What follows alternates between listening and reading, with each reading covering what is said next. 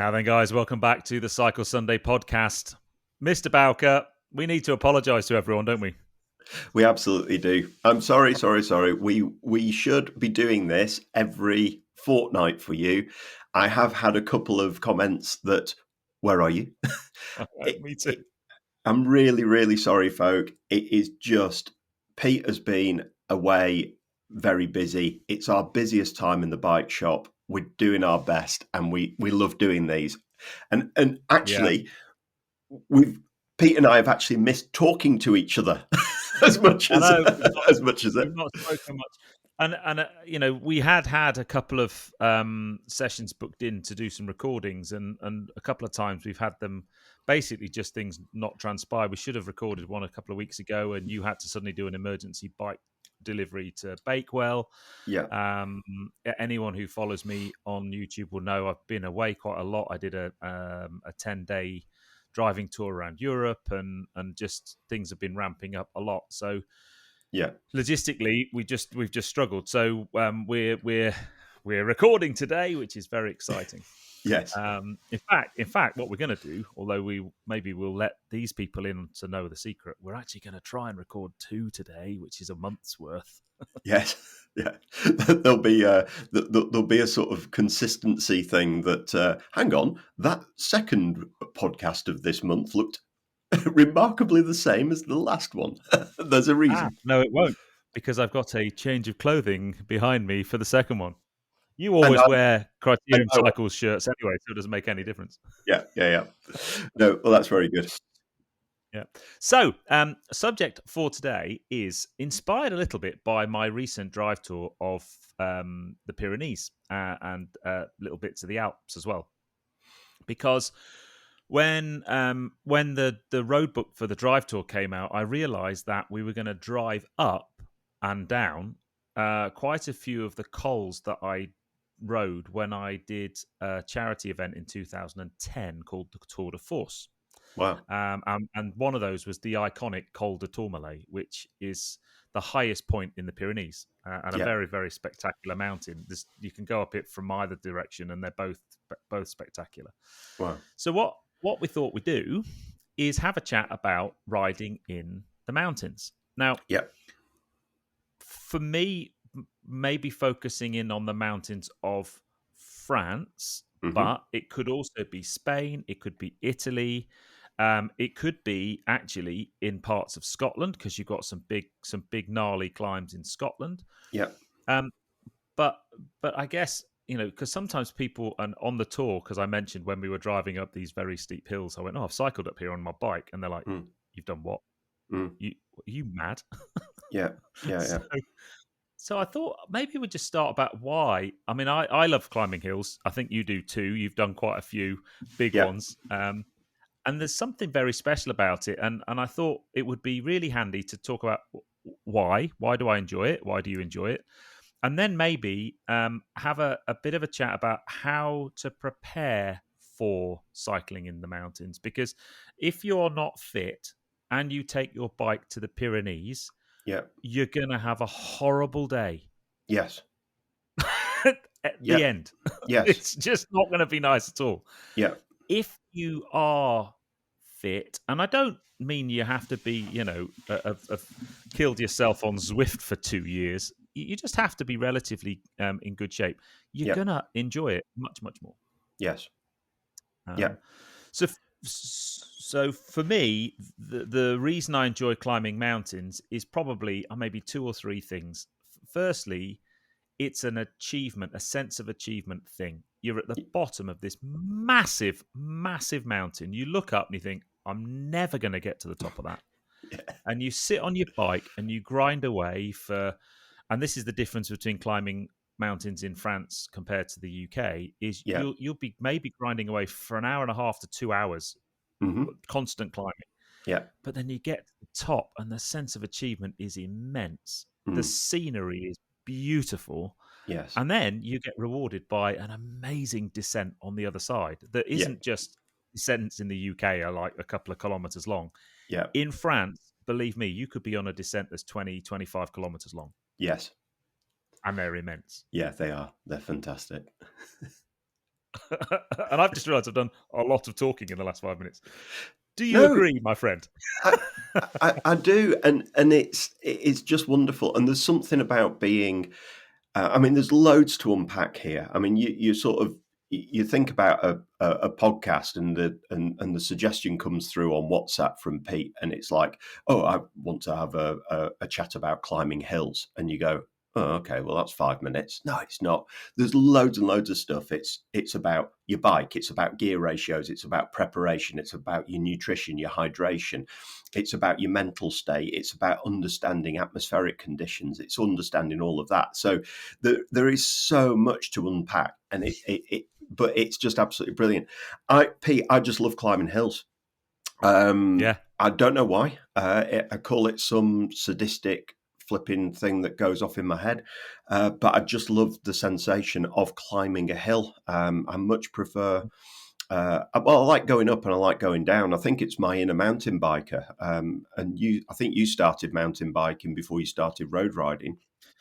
Yeah, I did. So that's it for me. I think it's just when you're mountain biking, you usually the shortest route to the top to start enjoying the gnarly stuff going back down again.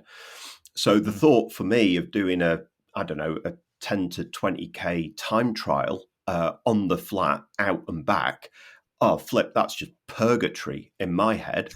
But I also know that there's loads of people out there who have started their cycling life as time trialists, and their idea of absolute joy is this constant burn through the legs, putting out constant watts and horsepower on and out and back and seeing how fast they can go. So and the thought about going into a climb and climbing consistently for an hour and a half to 2 hours, flipping it, that to them is the equivalent of us being on the flat for an hour. So there's no right and wrong, but we both love climbing. And I think if I unpacked it, it is because of my mountain biking. Yeah, I think it's the sense of achievement, and maybe it's also that thing when you first get a bike, you look at any hill and you're like, I'm not cycling up that. That'll be horrible. Yeah. And then you it is a.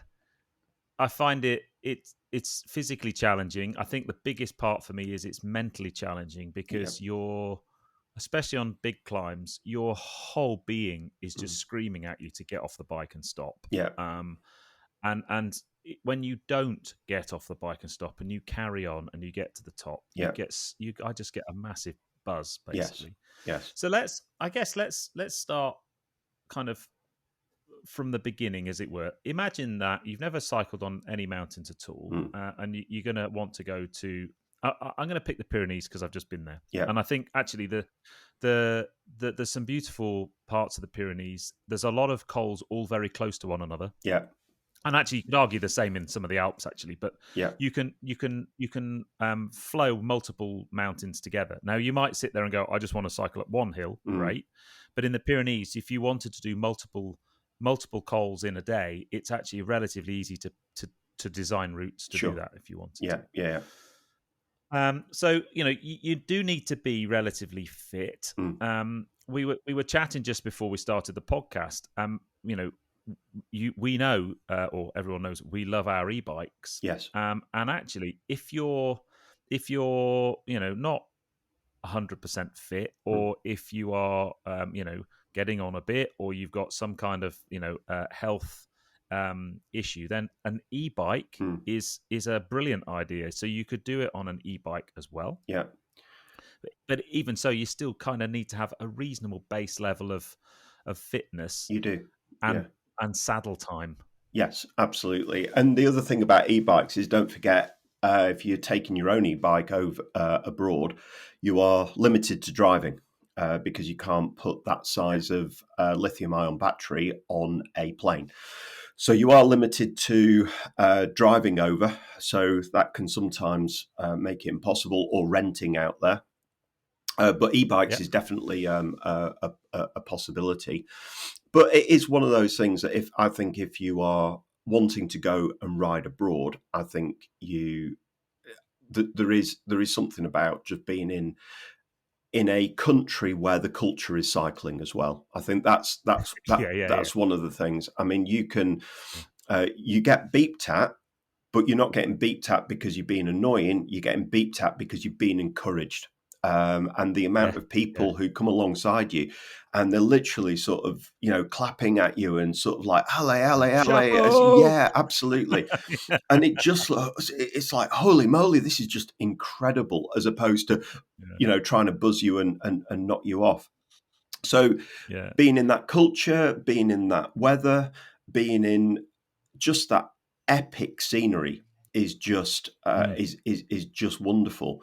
But again, there's loads yeah. of things that you also have to bear in mind, and one of the things that I don't know if I'm jumping the gun in the sort of how do you prepare, but this is the thing that so many people forget when they're riding in high elevation, is that if you are a sea level rider. So I live in where I live in South Scotland. I'm only about 100 meters above sea level. So all of my riding is trained based on being very close to sea level. Well, when I did the Marmot back in 2019, which again we can unpack that as well, I did some brief research and discovered that a non-sea level trained rider at the top of the Glibier, which is about 9,000 feet or 2,600 meters, would lose around 13% of your available power due to Mm, due to being at that elevation. So I did spend 7 months training on Trainer Road for that event, but 13% of my available power on that day was potentially gone. Now, it might not have been mm, 13%. I might have reacted to the elevation better, and it might have only been 7%. I don't know. I could have reacted even worse, and I could have lost 15%. Either way, I managed to get round and it was fine. But if you're just making a climb at sea level, you have to bear in mind that when you do go abroad, you at higher elevations, you can suffer from the altitude as well. So there's so much to yeah. unpack and take into consideration. I guess it's a bit like if anyone who's listening to this, if you've ever been skiing Yeah, in some of the higher altitude resorts, you'll know even just walking around, you'll get breathless yeah, much more easily. So yeah, just bear that in mind, I think. yes, And don't get me wrong, you can go and you did the Marmot, I did the tour in 2010, and it was an organized event. There was a set schedule each day. yeah, It was challenging, and you wanted to get round. yeah, If you're going on a holiday, yes, you can just go and do, cycle up a mountain, turn around and come back down again, and take absolutely. as long as you like. Yes, So yes, you can pace to yourself. correct. So if you're entering, I don't know, if you're entering something like the Etape, which, again, for those who don't know, the Tour de France each year they take the Queen stage, or let's say the most challenging day of climbing of the tour, Mm, and they normally run an event that normal people can enter that runs a few weeks before,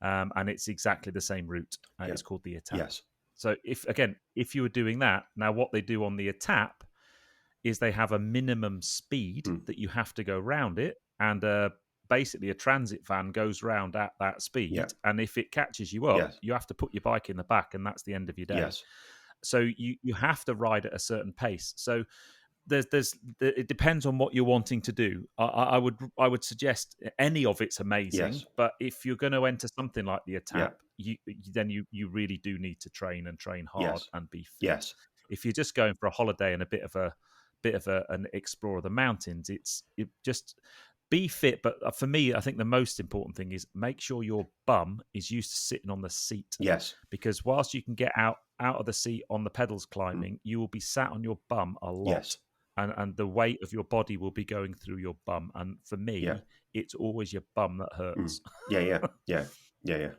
so No, it's really so interesting. yeah, so that so you say, what I did for when I went, I did a bit in the winter. I did quite a bit of turbo Yeah, work, and then just did lots of long days on the bike, sort of 40, 50, 60 mile long bike yeah, rides, once or twice a week. And and work on your fitness that way. Yes. Yeah, and then it just becomes an eating contest. So it's just them making sure that you keep yourself hydrated. Don't forget, it can be a lot warmer, but it's weird because the ambient temperature can sometimes feel cooler because of the height, but the sun is blaring down on you, so it heats you up. So it's a really weird sensation. And the other thing that I always recommend is that even if you look at the weather and it says it's going to be 25 to 27 degrees or 30 degrees, still take a windproof gilet or a very thin windproof jacket, because then when you're doing 70 to 80 Ks an hour coming back down the other side, it's incredible how cool that can be, particularly if you're skirting round a hill and then the sun is obscured by the mountain that you're in. The temperature can drop incredibly quickly. So even if in the morning you go, oh, there's no way, I'm just going to be shorts and t-shirt, this is going to be amazing, still take a really thin sort of windproof gilet or windproof jacket. Really makes a difference. When we did the tour, we all had gilets and arms with us. So because that you just get, but the thing is, once you get cold, it's very difficult to get back. Well, particularly if you're descending for an hour and a half, you're not generating any heat. You're right. Just repeat that: descending for an hour and a half. I mean, that's like an unheard of thing, but that's the joy of riding in the mountains. Absolutely. You know? And you don't have to be go. I think we'll talk about descending separately in a little while. But so the next thing then, so you've kind of got yourself fit. Next thing, I guess, just in terms of bike prep, I think it goes without saying, make sure your bike is well maintained. That's our mantra. We say that a lot. One of the things, if you're on a road bike, you might want to just have a think about is what gearing you have on your bike. You want, well, you can take what gearing you like, but you want a relatively big rear cog. I had a 11 front, 28 back when I did Mont Ventoux. I've now got, was it 32? Yeah. So you've got an 11 to 32 with a compact on the front end. Yeah, you just want to be able to spin your legs a bit. So that might be a quick trip to the bike shop, and I don't know, depends on what bike you've got and what gearing you've got as to whether you can change your rear cassette. If you've, I don't know, maybe you've got an older bike and it's got a 25 as the biggest cog at the back, which so that, you believe me, you'll be great. Don't go into the mountains going, oh, I don't want to ride a 28 or a 32, trying to be manly about it. You'll regret it within about half an hour. Yeah, you just want to spin a high cadence for a long period of time. Triple on it. No, do not do that.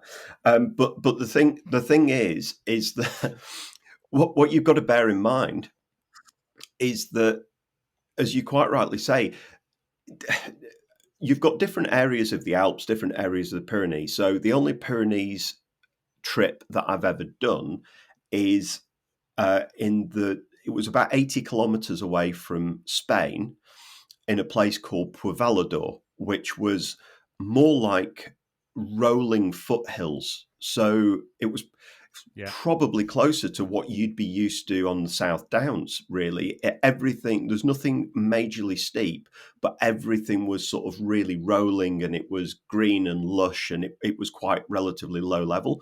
And we went mountain biking there, and it was absolutely fantastic.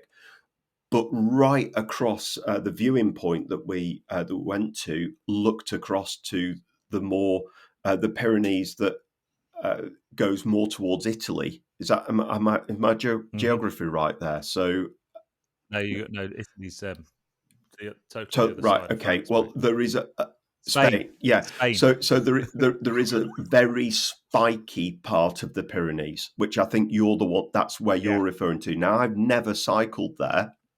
But we need to go. Well, we need to do a lot. Dude, we can't record a podcast. When are we going to go?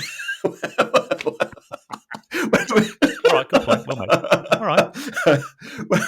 So, I really want to ride my bike. But it's one of those things that you know, just saying I'm going to the Pyrenees, or I'm just going to the Alps, or I'm just going to ride in the UK, the UK, the Pyrenees, the Alps, you've got more rolling, shallower sections, and then you've got very steep, spiky, and high sections. So, it's just making sure that wherever you're going on holiday, or wherever you go to ride, do a little bit of research to see what the elevation profiles is. Everything running around 8 to 9%. Well, in which case, if you're relatively fit, you could probably get away with a compact on the front 11 to 28. But if you go to places, let's bring it closer to home, you go into the Lake District, flipping out, most of your climbing is going to be at 20, 25 and up to 30% gradients. They're shorter, but they're so much steeper. So, Pete's absolutely 100% right. Make sure you've got the gearing to suit the elevation profiles, not just how long you're going to be climbing for. Yeah.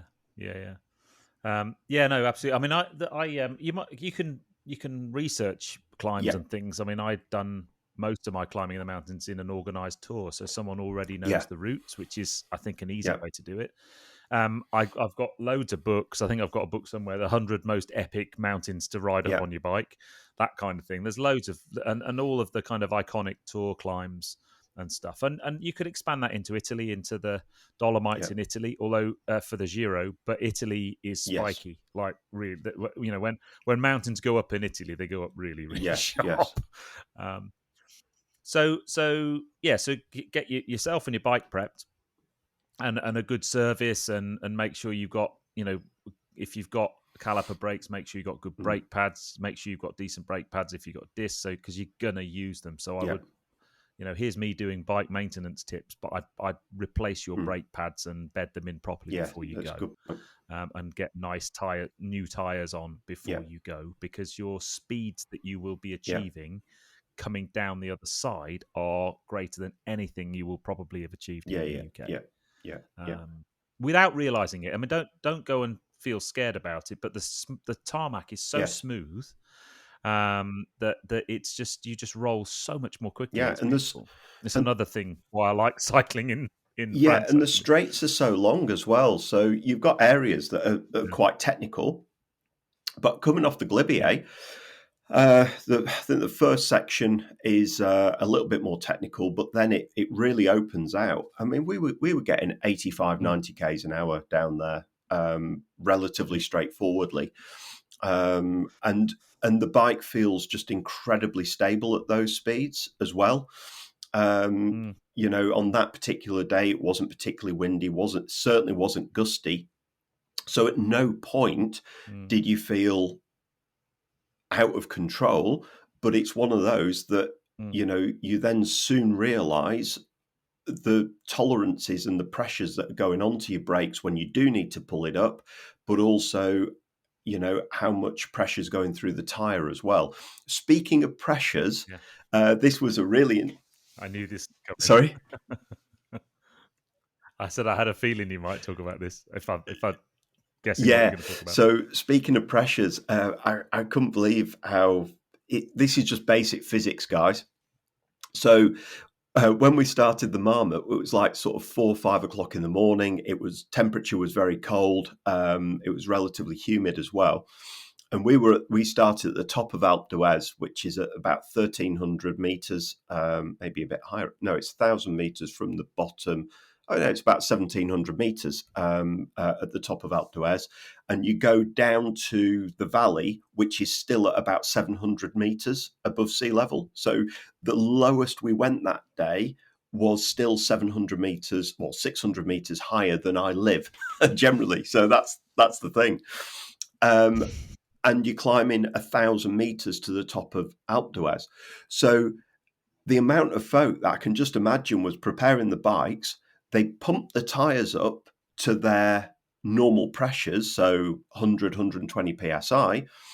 But then as you then start descending, and the pressures were increasing, and all you could hear was tyres exploding of people on the way to the start. I mean, how's that for a bad day?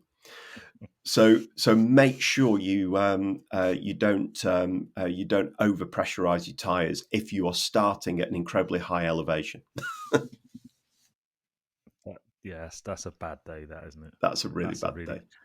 That's as bad a day, and I'll tell you a little story. I did the dragon ride a few years ago, You're right. and I was less than 5 miles into the dragon ride, and all I heard behind was, "Oh no, me Di2's run out of battery." Oh, you're joking.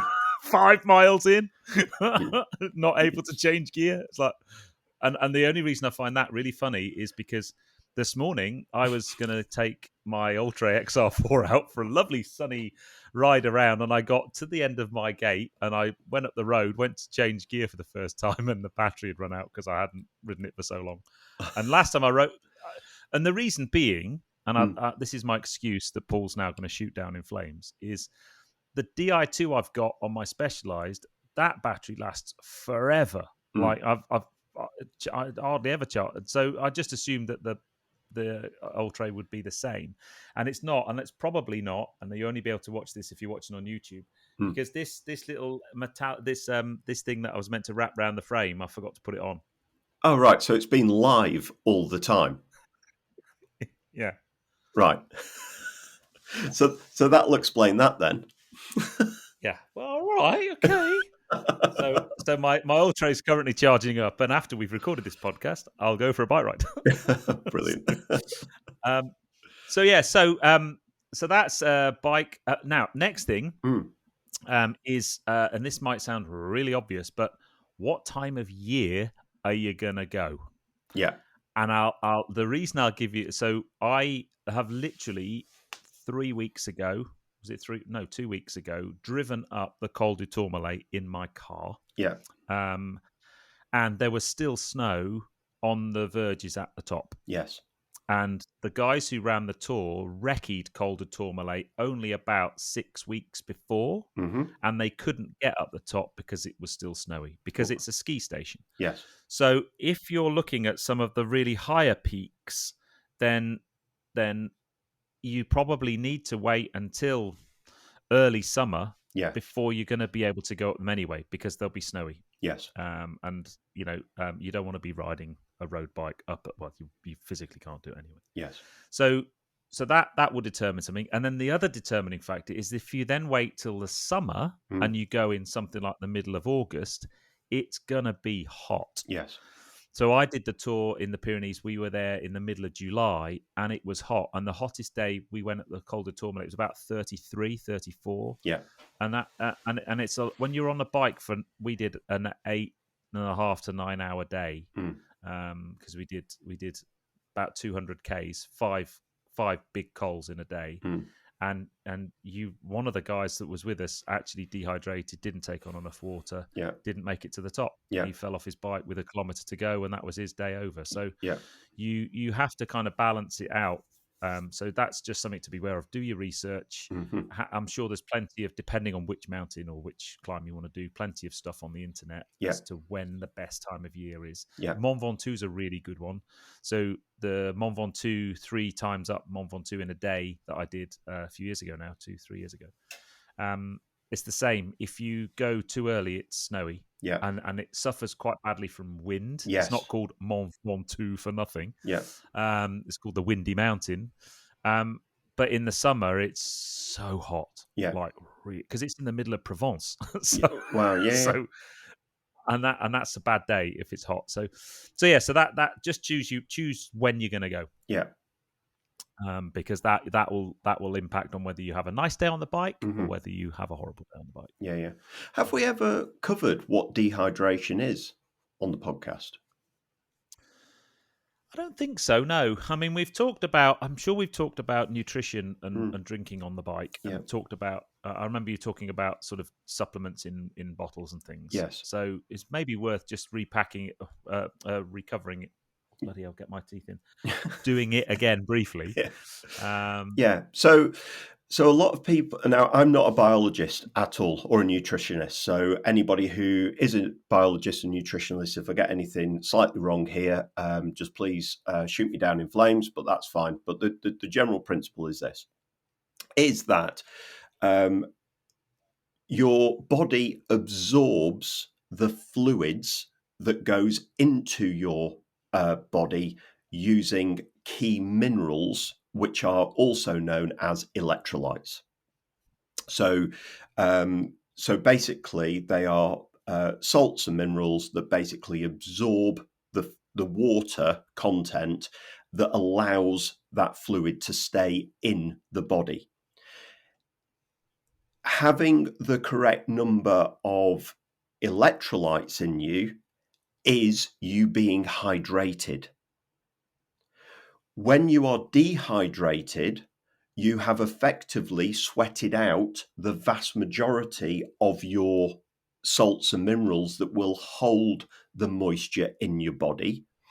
And all that will happen is as you drink more and more water, it will just flood through and you'll just pee it out.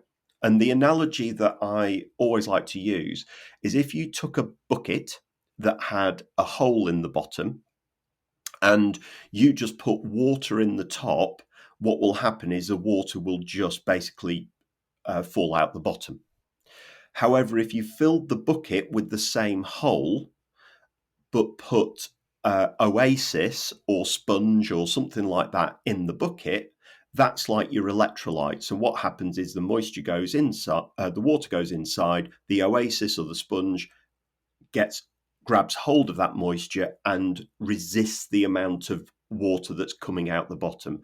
And that is kind of your difference between being hydrated and dehydrated. So a lot of the energy products that you get, so we're a Talk retailer, so Talk hydration and nutrition.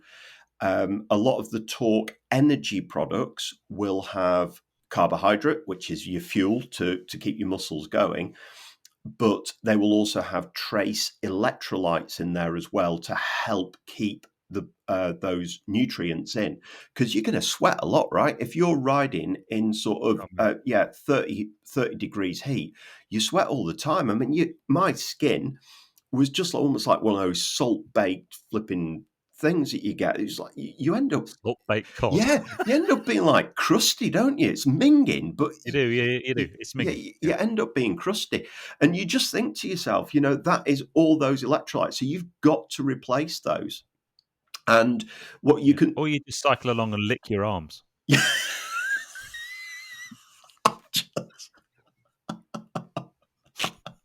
I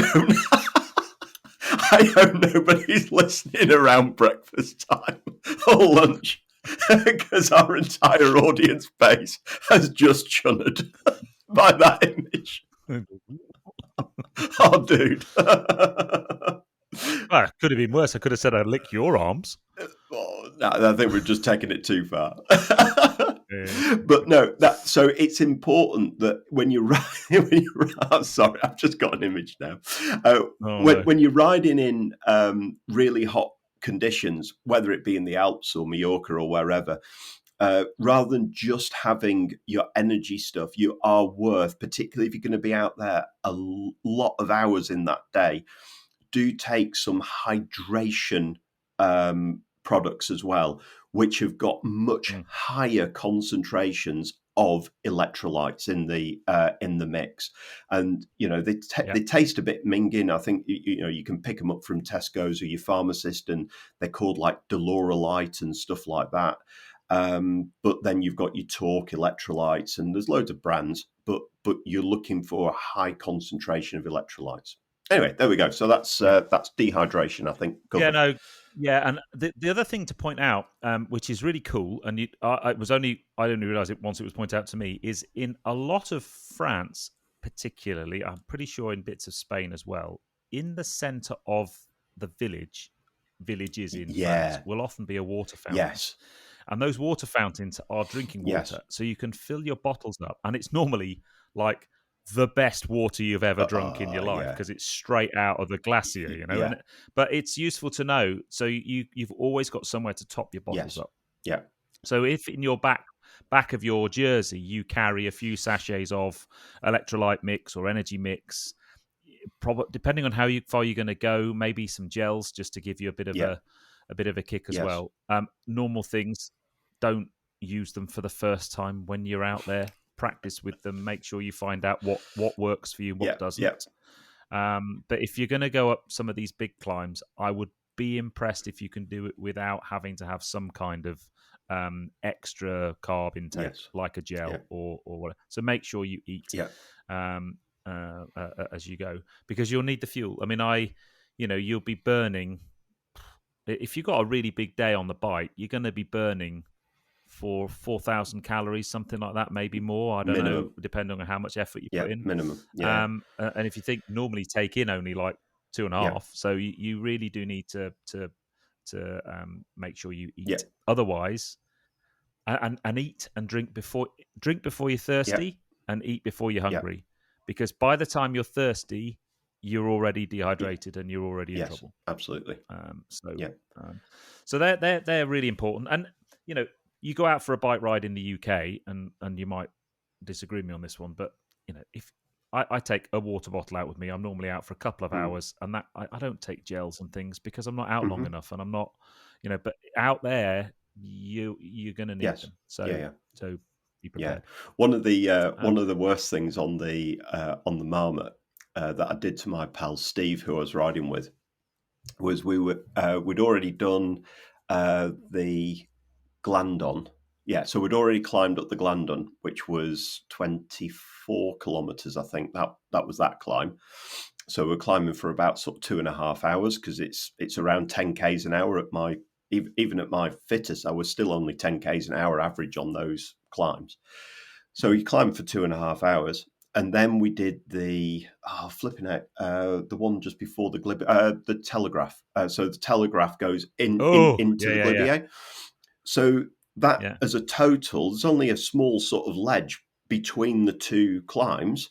We're climbing for 32, 34 kilometers, and we just started that climb, and we got into first gear. And I just said to Steve, I said, dude, do you realize that this is now us for the next 3.5 hours? Right? When you start putting it into that perspective, some people only go out riding for 3.5 hours. We were going to be Yeah, mate. climbing in first and Yeah. second gear consistently Yeah. at 9 to 10% gradient for 3.5 hours. But Paul, we're meant to be encouraging people to go and climb mountains, not It put was them off. incredible. It was absolutely incredible. But that, my friends, is the reality of alpine climbing. It's ace. Yeah.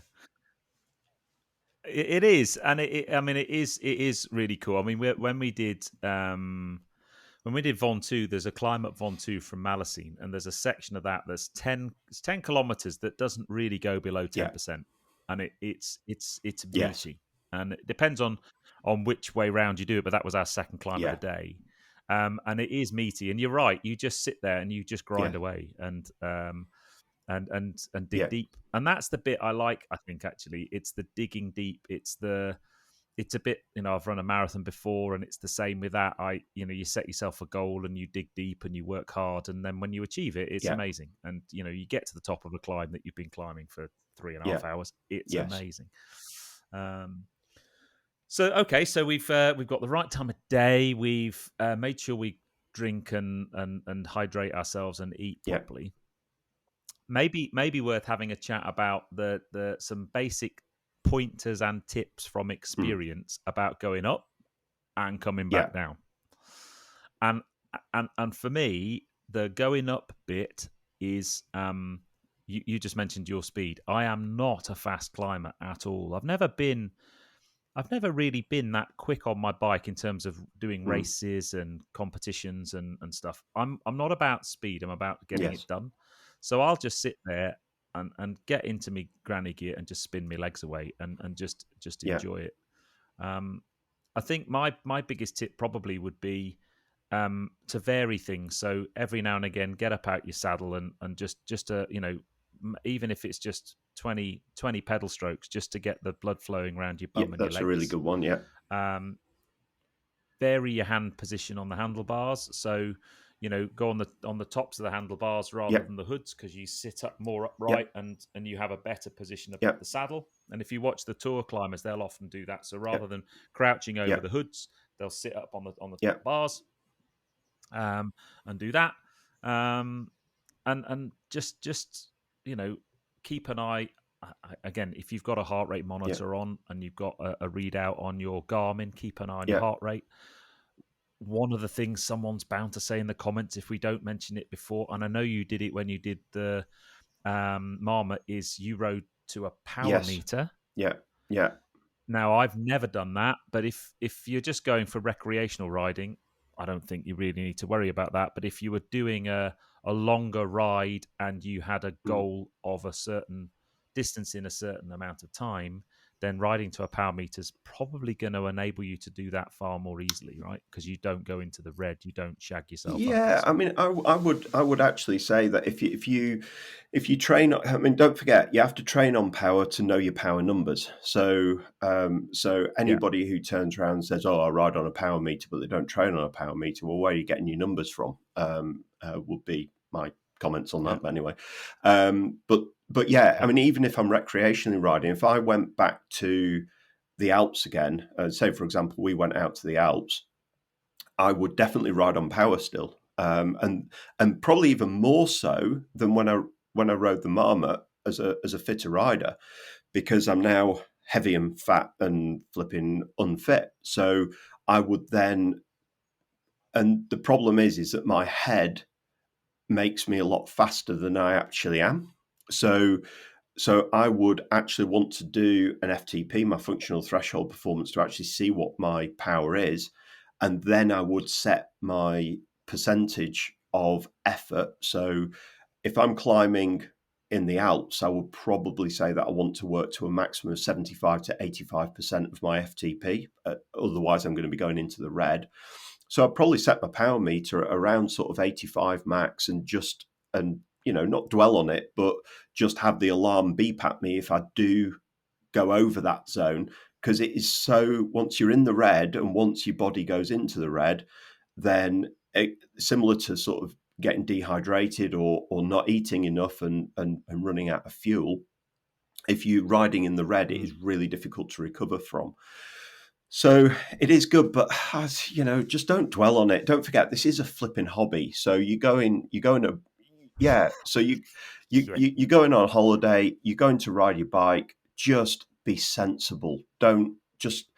I think Pete's advice is the best one. Frankly, is just make sure you've got the right gearing, appropriate gearing, that you are just going to spin your legs at a relatively high pedal cadence at a relatively slow speeds, and just drink in the view.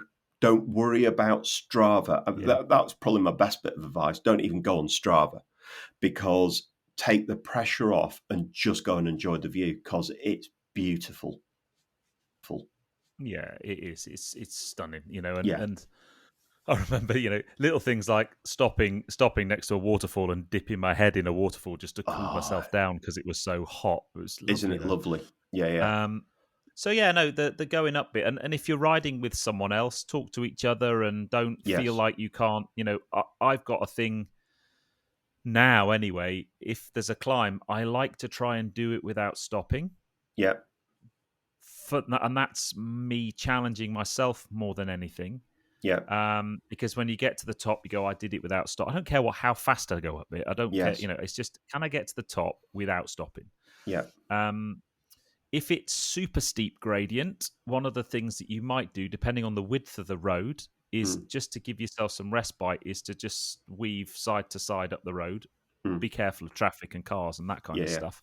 yeah, But it's funny, I drove up the Col de Marie Blanc on my drive tour a couple of weeks ago. mm, That was one of the climbs we did on the tour, and there's quite a gnarly bit towards the end, the last sort of 3K. yeah, And I remember as everyone was was basically zigzagging up the road, yeah, just to give a little bit of respite.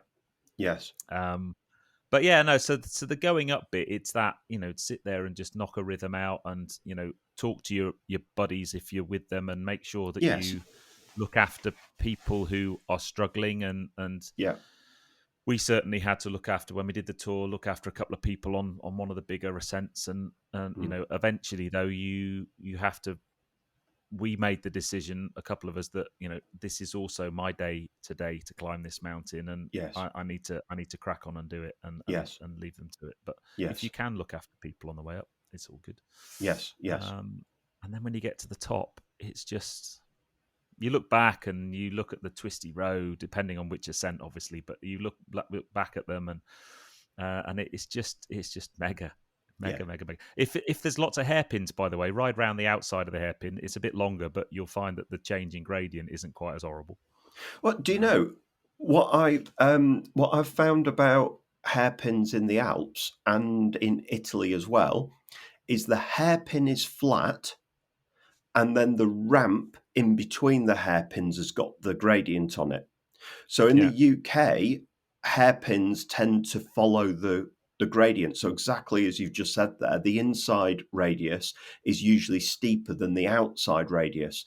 But what I did find in a lot of the alpine climbs that we did, and also in Italy when I've ridden out there with Bianchi, is that they actually do the hairpins absolutely flat, and then it ramps from there. So it's almost like a car park sort of thing. So you've got flat sections, and then it's your ramp that takes you to your next elevation point. Yeah. So it's quite interesting when you start seeing all of that. So that it's the painful bit, but it's the cool bit. Then you get to the top. Depending on where you are, there might be a cafe at the top. Yeah, that kind of thing. One of the things I would say, and this is not from personal experience, but people I know, that if there is a cafe at the top, don't all put your bikes outside and go in and have a pee. Leave someone with the bikes. Yes. Or lock them up. Because one of the things that is quite prevalent in, and I'm not going to point fingers just at France because I'm pretty sure it's anywhere, is it doesn't take a genius if you're, that way inclined to think, there's going to be some expensive bikes coming up here. They're going to get to the top. They're going to need a wee. They're going to leave them unattended. I'll nick them. Yeah. And I know someone who got to the top of the Col du Tourmalet, left his Pinarello Dogma lying against a fence, went in for a pee and came out and it wasn't there. Wow. So just keep an eye on your bike when you get to the top, and don't stay there long. Because it comes back to the altitude thing. You'll probably find the ambient air temperatures a bit colder than you think, because you get there and you're sweaty and you're hot because you just put a load of effort in. Yeah. But the air temperature is a bit cooler than you think, and you'll cool down quite quickly and get cold quite quickly. Yeah. So yes, have a coffee or a wee or a bit of a leg stretch. Take on some food. Yeah.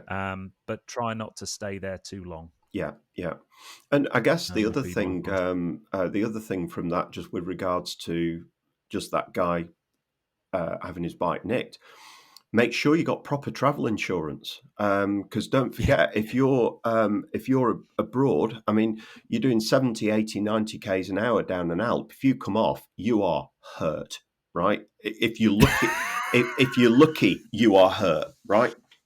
So, again, the amount of people who have had accidents abroad, and then succumb to the fact that they haven't got travel insurance to pay for that care. I mean, a lot of the times you're going to be airlifted off a mountain. They're not going to take an ambulance. It's going to be the equivalent of mountain rescue that airlifts you to hospital.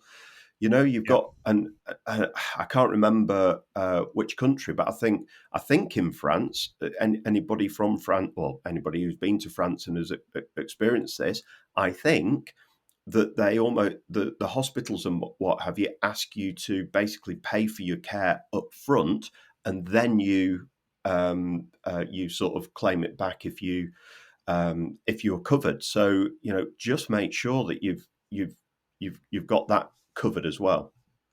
Yeah, no, definitely. I mean, you should always make sure you got decent health cover anyway. But that's a nice segue into the final bit, which is the going fast down the other side.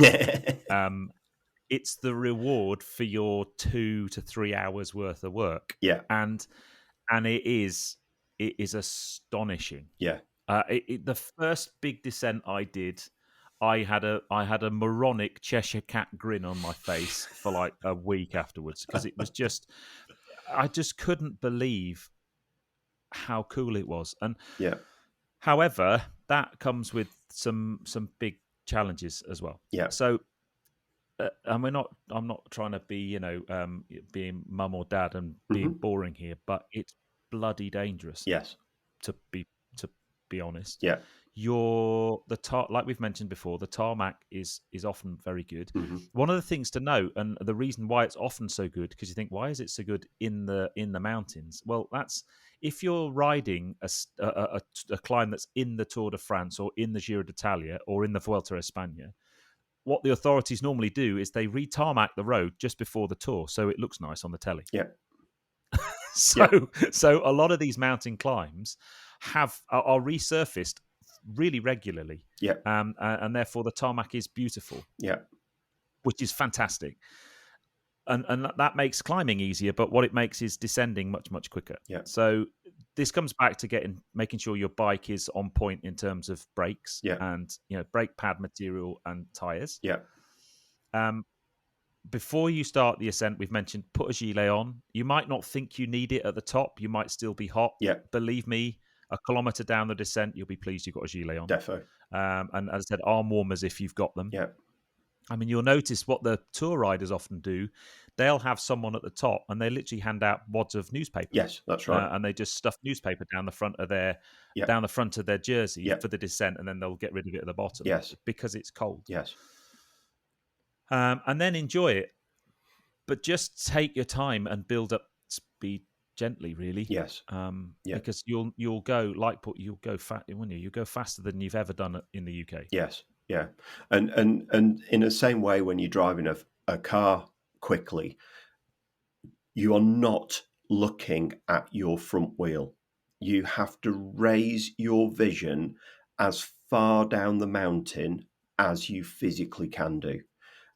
Because you are approaching corners at speeds that you've potentially never ridden at before. And, so, and don't be last of the late breakers. My goodness, you've got to make sure that you're, but also actually on the flip side of that, make sure you don't drag your brakes. Because if you drag your brakes, you will overheat your brake pads and brake rotors, or if you're still on rim brakes, you will then overheat your rims and potentially cause a blowout, because the amount of friction radiated from your brake pad into your brake rim will overheat and then overpressurize your tube, and they will blow out. Disc brakes, you could cook the fluid, or you can cook the pad material itself and temper your rotor. So don't drag your brakes. Let it go. You're actually better letting the bike gather speed and then bringing the bike back to a controlled speed and then accelerating again, than you are just dragging the brakes all the way down. So just be mechanically sympathetic.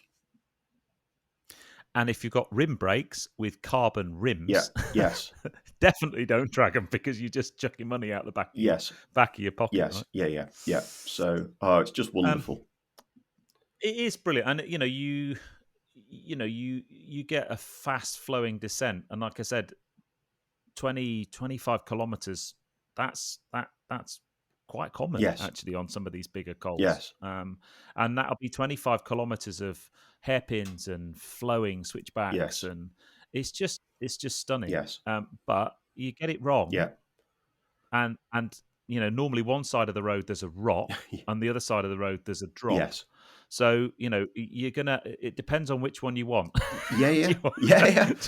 If you get it wrong, that's your choice. Yeah. It's, am I going to cycle into a wall, or am I going to go off the edge of some Armco and do a skydive? Yeah, and sometimes it's so high that you've got a chance to actually phone your next of kin before you hit the ground. So. Maybe. I mean, it's spectacular, but the reason why it's spectacular is because it's brutally dangerous. Yeah. I mean, I think the fastest I've ever clocked coming off a hill is just shy of 60 miles an hour. I know you work in k's an hour. I work in 60 miles an Yeah. hour. I know someone who at 65 miles an hour Mm. and didn't realize Mm. actually, and then kind of you suddenly think, oh, blimey. Yes. So that, but you don't have to go that fast. No, You not can, at all. even 35, 40 miles an hour to most people. I mean, That's quick. I like going fast. Yeah. So when I go on my road bike, I'll hit 45 to 50 miles an hour pretty much every time I take my road bike Yes. out, because I've got some hills near here that are good enough to do Yeah. that. But yeah, for a lot of people, anything over 30 miles an hour is going to feel like you're on, sat on the motorway. Yes. But it's amazing. Yes. It's just amazing. And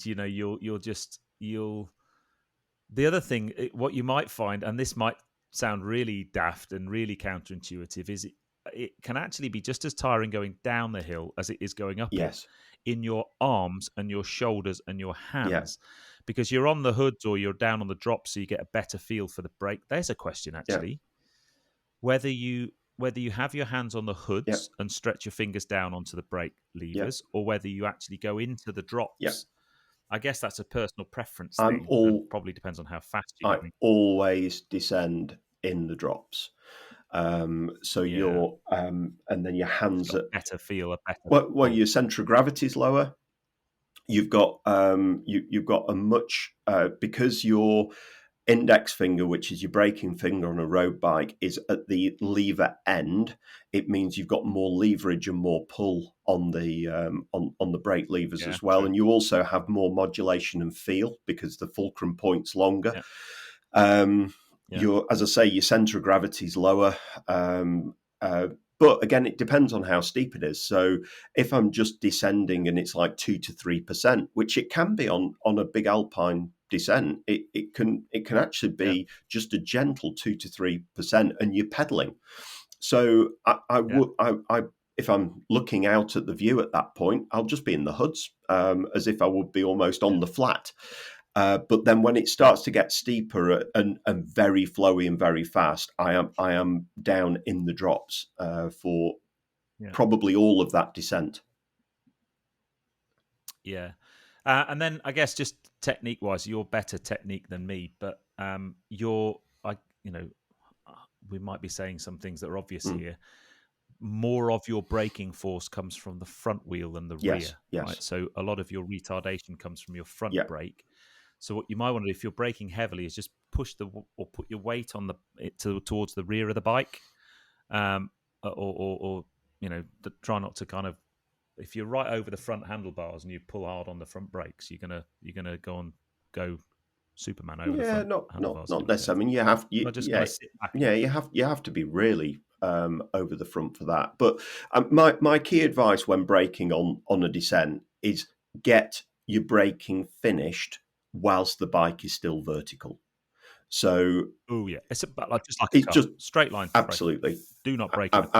Absolutely. So the only braking that I will do whilst in a corner is just dependent on the speed and the angle, is that I might drag the rear brake very gently just to control the wheel speed of the rear brake. But I will never touch my front brake. And actually, it's not because I'm worried that the front brake is then going to lock and the bike's going to wash out from under me. It's actually the opposite. The moment you hit your front brake, the bike will stand up again. So if you put your front brake on, you'll find that the bike won't lean over. It will just physically stand back up again. So you have no steering. So that is why it's imperative to bring the bike down to a speed that you are able to flow through that corner and then accelerate out of it. So as the motorbikers would say, if anyone's been watching the TT this year, they usually do a sort of, pro tips and that sort of stuff. And the thing that you'll always hear is slow in, fast out. Yeah. I'll always as well have, if I'm going around a right-hand bend, my right hand pedal up, left Correct. pedal down, and put a bit of weight through my left. Yes, pedal you're pushing your hip and push down. correct through the left Yeah. pedal, and that basically increases the ground pressure in the tires and reduces your center of gravity. You're also if you're pushing through that left leg, almost lift your weight off the saddle, and that puts even more weight through the pedal. Yeah, and then my right knee, I'd be rubbing it on the tarmac as I'm going round the corner with my, because I get that blow. Yeah. It's certainly cocked out. It's certainly cocked out to the right. Yeah. In a kind of Kevin Schwantz style. You've got knee sliders Velcro to your hair. I know. Yeah. Look at that. We've done an hour, mate. That's impressive to get all that in. Well done. We haven't even discussed traveling with your bike. I think we'll save that for another podcast. Maybe we can talk about that in the next podcast. Maybe. Tune in for the next one, ladies and gentlemen. Yeah, because we don't even know what it's going to be. Hey, mate, I really enjoyed that, and it just makes me want to take my bike and go and find some hills in a big way.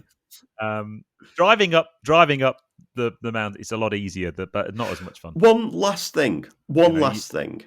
Yeah, because that was the thing I wanted to ask. Was you've ridden up the Tourmalet, you've ridden up the Tourmalet and driven up the Tourmalet.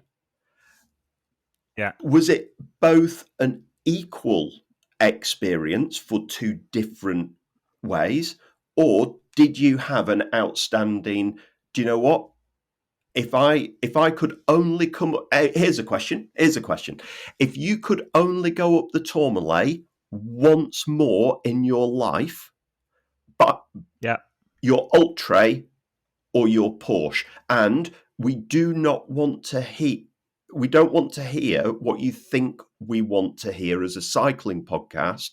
I want to know the Pete Greaves truth. Okay, it's really simple. For the Tourmalet, there's two ways up the Tourmalet. The Le Mongy side is the way we came up in the car. Yeah. And it's not the best side. The other side's far more beautiful. Right. But because of the road, it's quite narrow. It would be the bike every time. Wow. Okay, cool. For the Tourmalet. Yeah.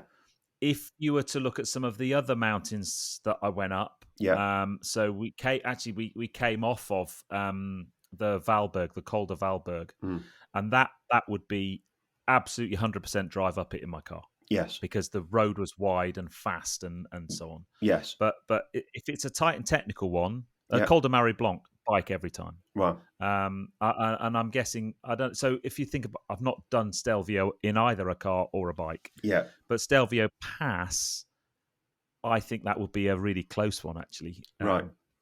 From what I've heard, so I think it depends on the on the actual road itself. Interesting. But yeah, Tourmalet, the top bit's watch the video. It's quite technical and quite tight. Yeah. And on a car, it's a bit like going up some of the on the NC500. What's the pass that we did? I never say it right, but at Applecross. Applecross, yeah. Applecross. Yeah. I'd go up there on a bike every time. Yes. Because a car, it's quite narrow and gnarly, and it's not really that nice to drive up. Sure. But I can imagine it's a mega challenge on a bike. Yeah. So there we go. Fantastic. You heard it here first. Hey, woo! Mate, that's wicked. Amazing chat. Really enjoyed that. But guys, make sure you do the normal thing and give us a rating and stuff if you're listening to this on Apple Podcasts and whatever platform you're listening to. Make sure you've subscribed if you're watching this on YouTube. Yeah. And stay tuned because in 2 weeks' time we'll be talking about something that we don't know about yet because we haven't actually done it. But no, what we could do travel. What was the other one we were going to talk about? What was the other subject? The Cycle Sunday podcast, where preparation is our mantra. Yeah, 7 Ps. Yeah, absolutely. Anyway, you'll have to tune in, guys. Because we don't know anyway. Yeah. So for now, on that bombshell, I've been Pete Greaves. I've been Paul Bowker. You take care, guys. Ride safe. Ride safe, everyone.